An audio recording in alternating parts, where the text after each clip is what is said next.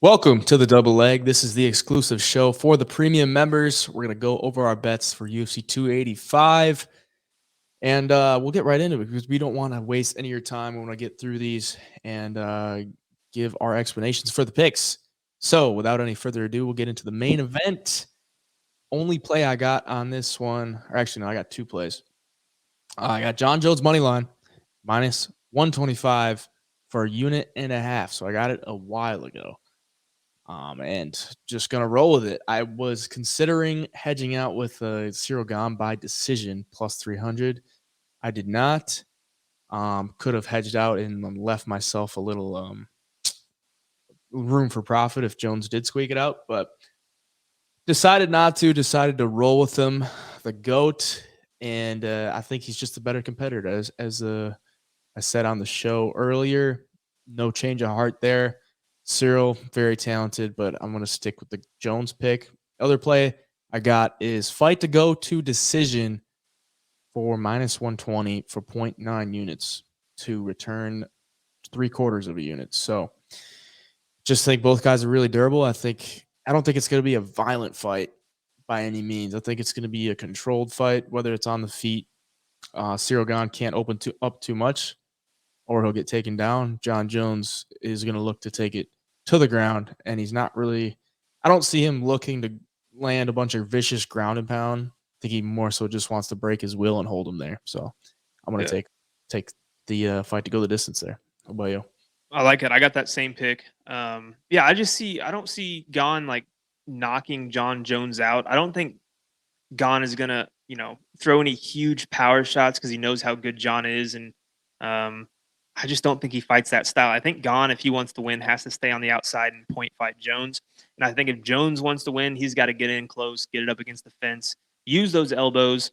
John hasn't really knocked anybody out in a while, and he hasn't submitted anybody in a while. I know there's been layoffs and all that stuff, but I think if John goes out there and wins, he grinds it out, puts the pressure on Gane, and gets the decision win. So, yeah, I got to go in the distance, too. I got it at minus 115 to win a half a unit. And I'm also taking John Jones money line.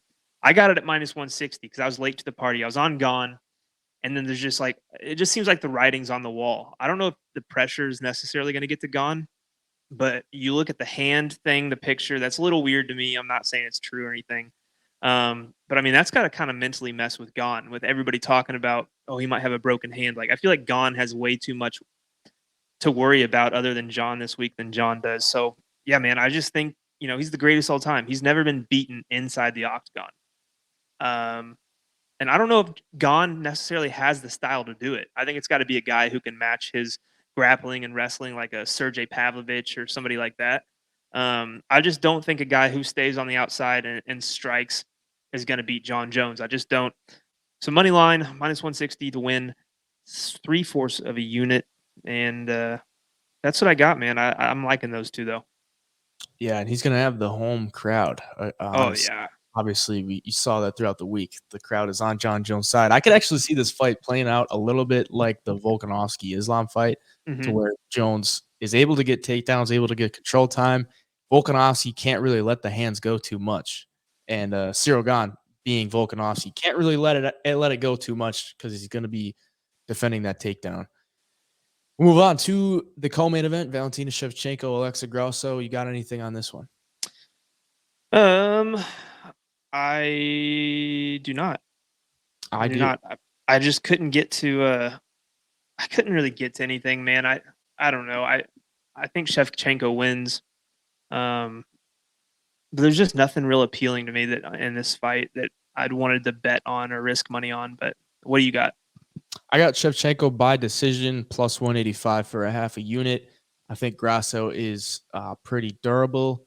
And I know Valentina is going to come with vengeance after having that close fight, but I think Grasso is good enough to survive for the rounds. And if it goes to decision, you know who's getting the nod. I'm going to take Valentina.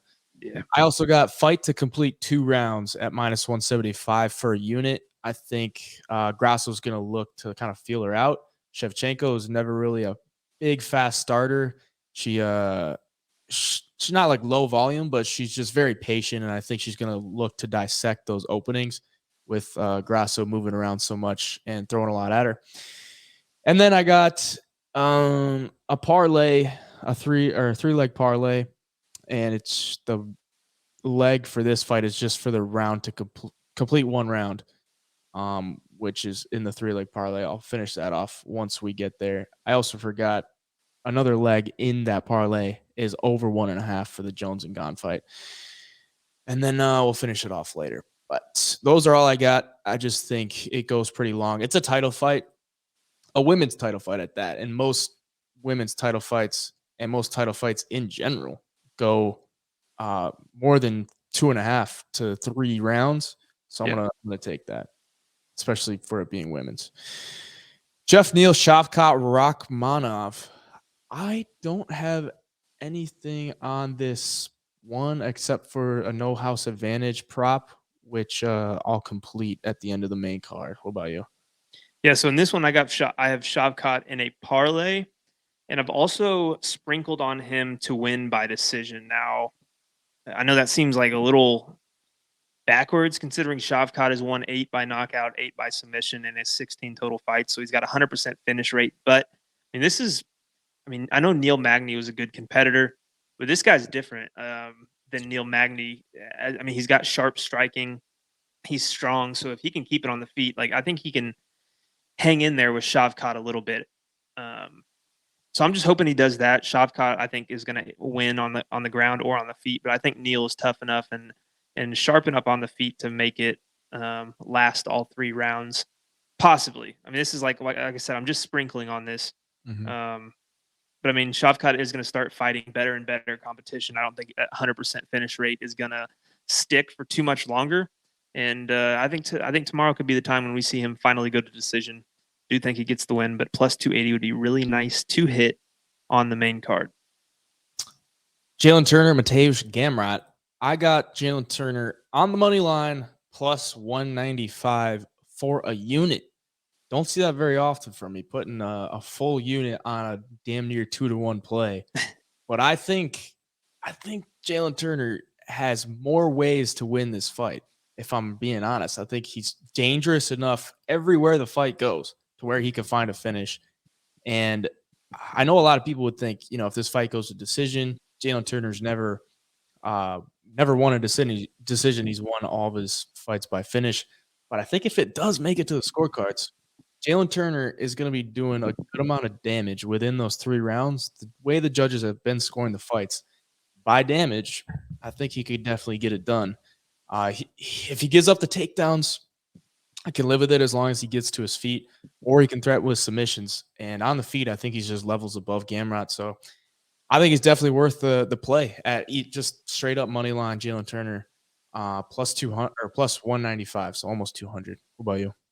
Yeah, I stayed away from this fight because, again, I don't know. I thought Gamrot, obviously, if you're going to be on his side on the money line, that's too big of a risk to lay that kind of chalk against a guy like Turner who's dangerous. But then on the other hand, that's like, I don't know. I'm not like fully confident that Jalen Turner goes out there and can get the win. It's just one of those fights that's in between. I laid off.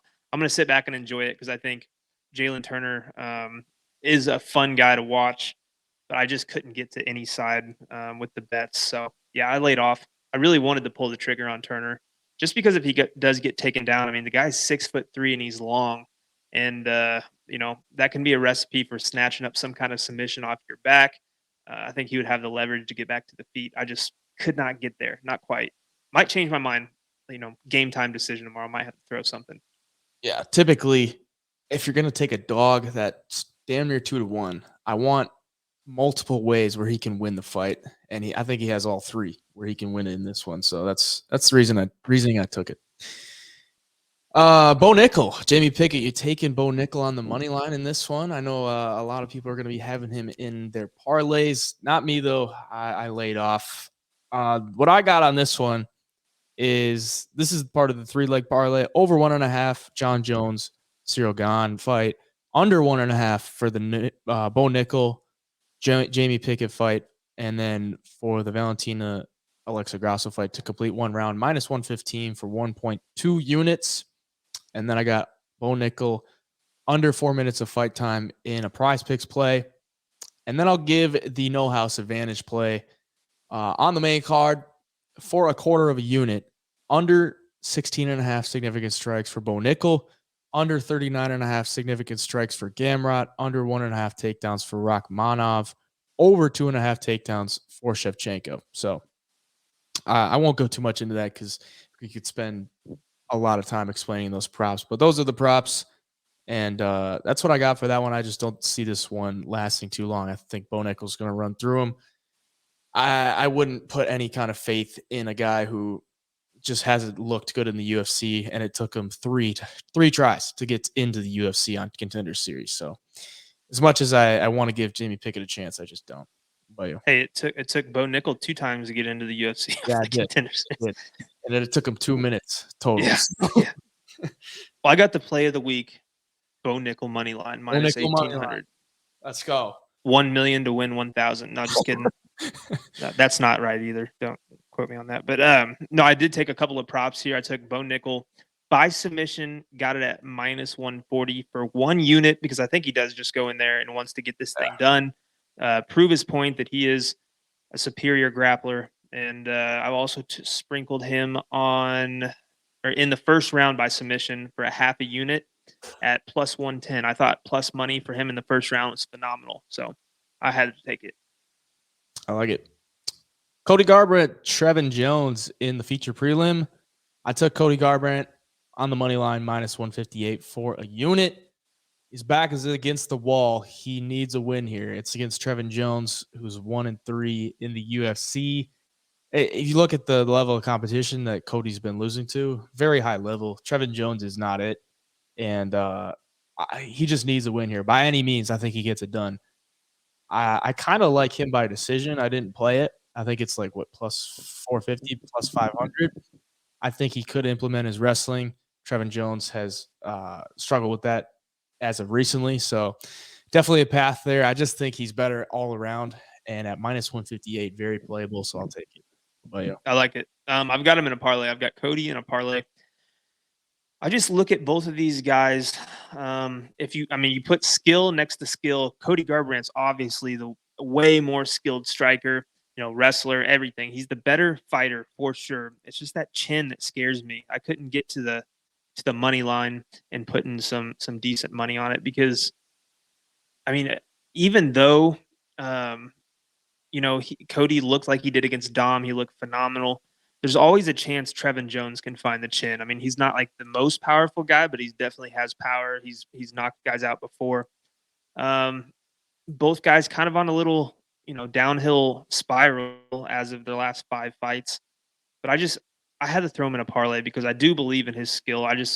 He can't get clipped. Because when he gets clipped, he seems to, even before he goes completely out, it seems to just mess with him mentally. He never really recovers, it doesn't seem like, in fights. But I think he has a chance to clip Trevin too.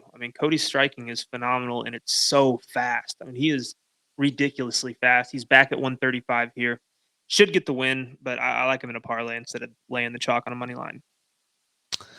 Derek Brunson, Dracus Duplessis. What do you got on this one? So I've been doing this for like the last 2 years, and it's not 100% win rate, but fading the guys that are near 40 years old in the UFC and have been talking about retirement and seem to have 1 foot in, 1 foot out. And I think that is exactly where Derek Brunson falls. I think he's ready to retire. He's almost 40 years old. He's been beat up at times lately. He seems like his gas tank is kind of gone as the fights progress. And the problem with that is that he is a good wrestler and he might look good in the first round. But if he uses all that energy trying to get fights to the ground and finish them in the first round, he usually looks tired. And against Dricus Duplessis, who's not going to get tired, in my opinion, who hits hard, who's kind of on the come up. What did he hit Darren Till with in that first round? Like 100 unanswered significant strikes or something ridiculous.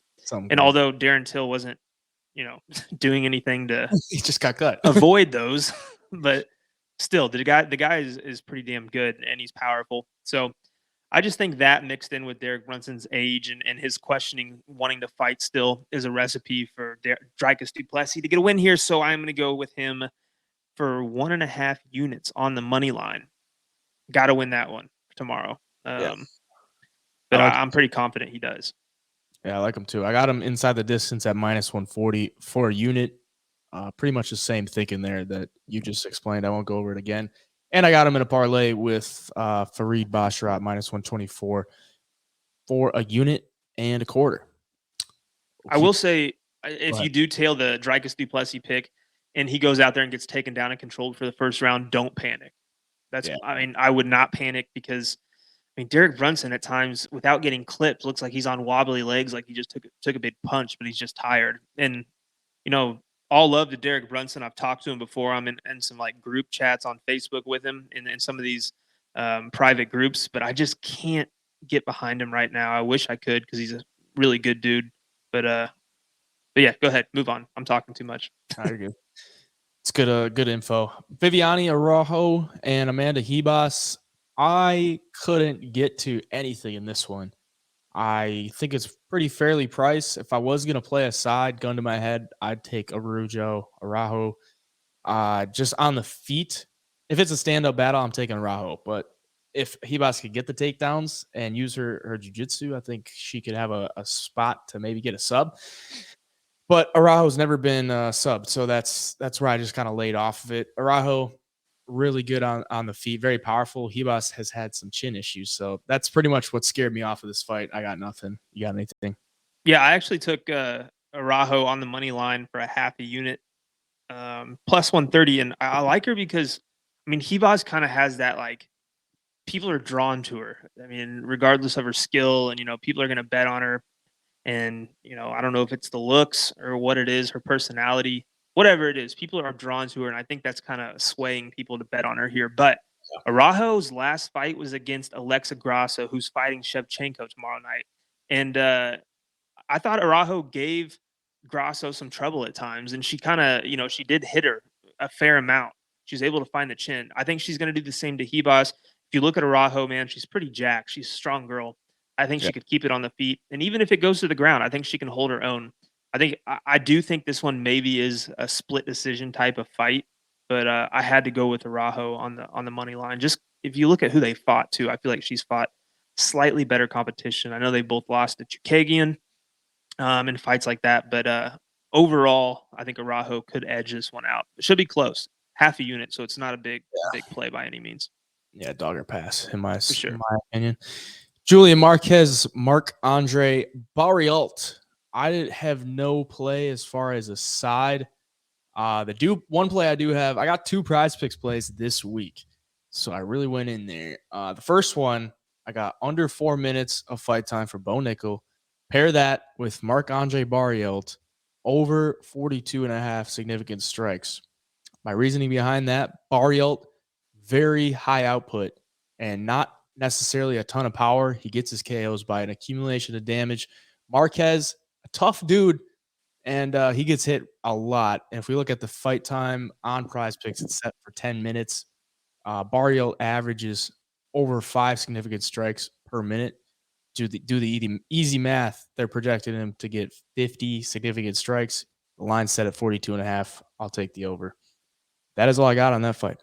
I took the under 2.5 rounds, minus 150 for 1 unit. And I mean, you watch they're both kind of aggressive at times. Like they both like to march forward and hit you with big combinations. And Marquez can snatch your neck up if you go in for any kind of wrestling or shot.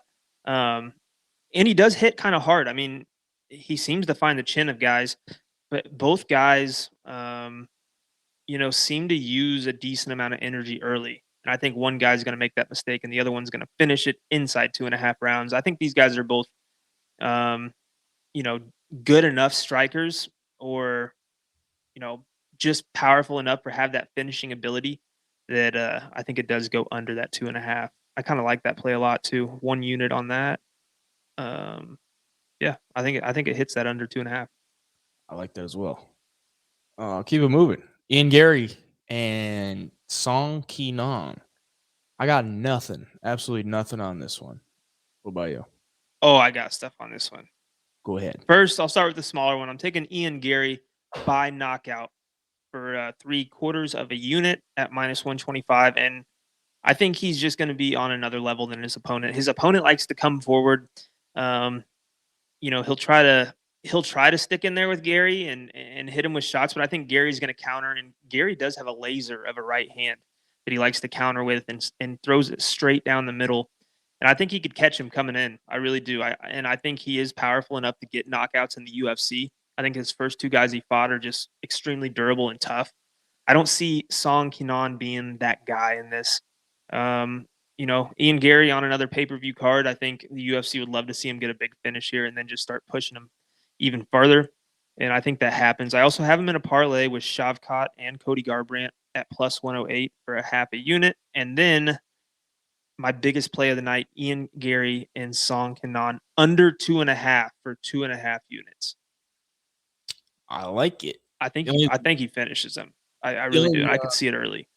the reason I didn't want to play anything on this, I think Ian Gary gets the win for sure, but the money line is just not. Oh, it's just ridiculous. And I just couldn't get a really good read on how he's going to get the win because he can get it done by decision, by knockout. And with the unknowns for Song Kenan after 2 years off, maybe he switches up the game plan and fights differently. So I just couldn't get to it personally. And that 2 year layoff too is another reason. Like I could see Ian Gary just storming out and overwhelming him, and Song Kenan thinking, "Shit, I was not ready for this at all. Hadn't been in there in a while. Wasn't Quite feeling it, and just getting finished right off the bat." I'm hoping so. Tough one to come back to. Yeah. Mana Martinez, Cameron Simon. I got Simon inside the distance plus 125 for a half unit. And then I got him in a parlay with Tabitha Ricci by decision, just him on the money line, plus 136 for a half a unit. And then I got him in a prize picks prop, which I'll go over in the next fight. What about you? Yep, I've got him in a parlay with Tabitha Hichi, Fareed Basharat, and Simon plus 112 for 3/4 of a unit. I think that one hits.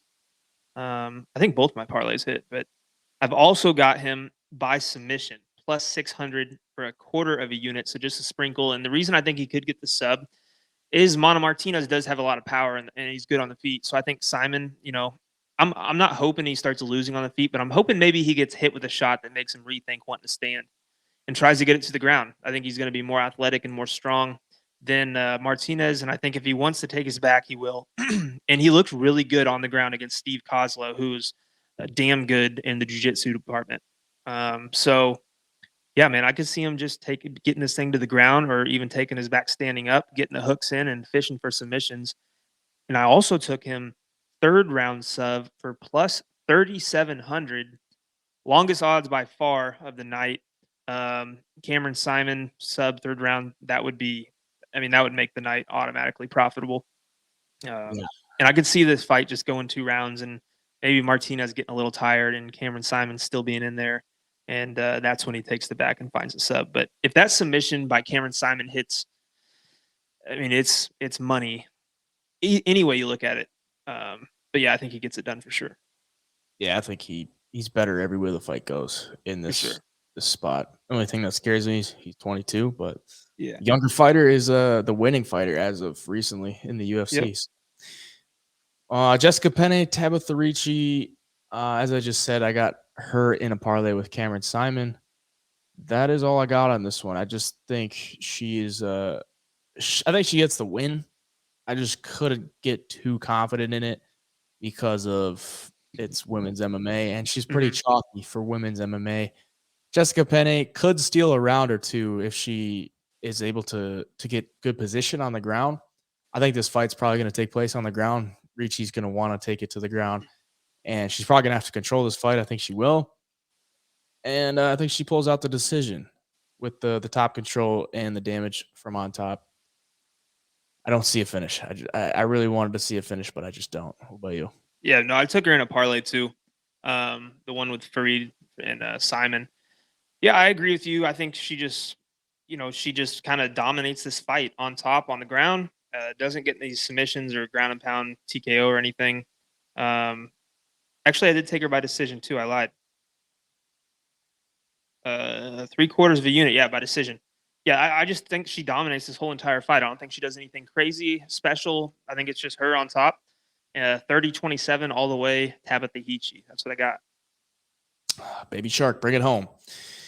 Damon Blackshear and Fareed Basharat.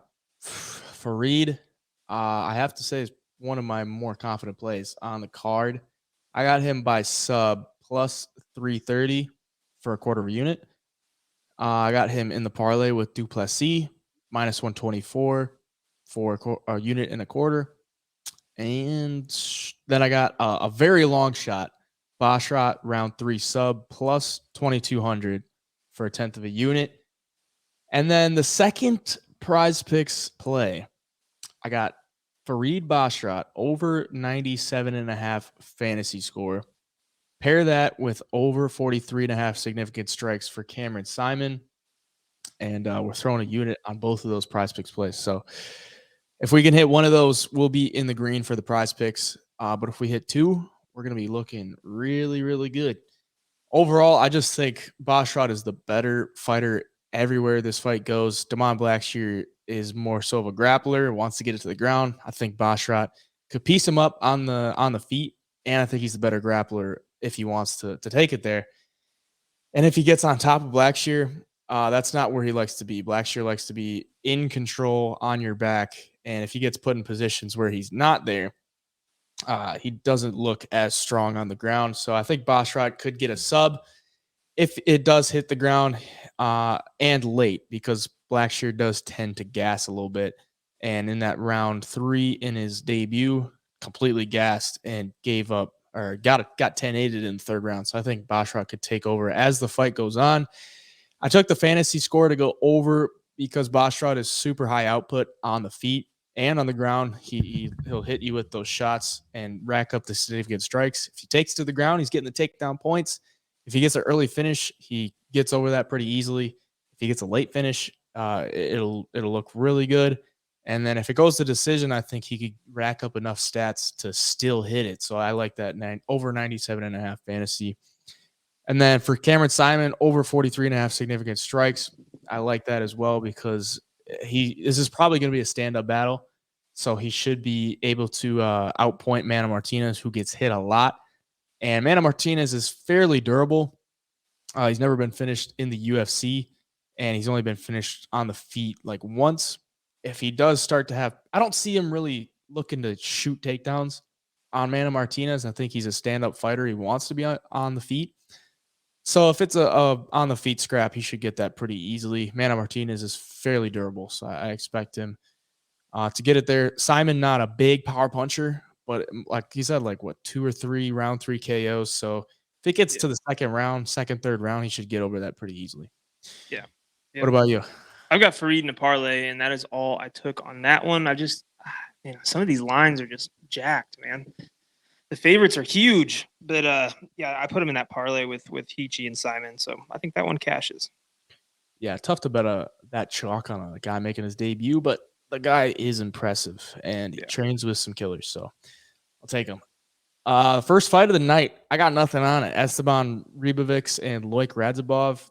I know we talked about taking Loic, but he's minus 240 right now. It's just tough because he's on like 6 days notice. Going up against the guy who's super dangerous, I just couldn't get to it either side. I don't mind the plus money on Ribovics, but at the same time, Loic is such a veteran, and he's been in the cage with a lot better fighters. So, well, who knows? I mean, Ribovics could be something special, but at this point, we don't know. So I'm just laying off of it. What about you? I'm actually taking the under 2.5 in this one too, minus 150 for 1 unit. And Ribovics has 11 wins on his pro record and 11 finishes, and he's 11-0. So he's got a 100% finish rate in all of his fights. And Loic has a handful of knockouts, a handful of submissions, and even less decisions than both of those. So, yeah, I think that either way this fight goes, somebody's getting finished. It's their debuts. Both guys want to prove something. Both guys are going to have a ton of adrenaline. They're kicking off the pay-per-view card. I can't tell you how many fights that are kicking off pay-per-view cards just end in some kind of crazy finish. So I'm looking for that to happen again. Under 2.5 rounds, I think it's good value. I think, if Ribovic wins, I think it's a knockout early. If Loic wins, I think he could get him to the ground. He could find that sub or even knock him out because he's got some power. So, yeah, I like it. Under 1.5 or 2.5, minus 150. I was eyeing that up too. I just didn't get to it because Radzhabov doesn't have the best gas tank, but if he's in control of the fight, he could just kind of smother him and get the win. So that's kind of why I laid off it. But I do like it. I do like it. This has been the Double Leg Premium exclusive show. That is all we got for the show today. And hopefully we come out on top. Look to stay hot in this one. If you want to get into this, if you're watching this after UFC 285 and you want to get in on the Double Leg Premium, link will be in the description to get that. You'll get these videos before the fights happen. And if you're watching and you're part of the Double Leg Premium, thank you for your support.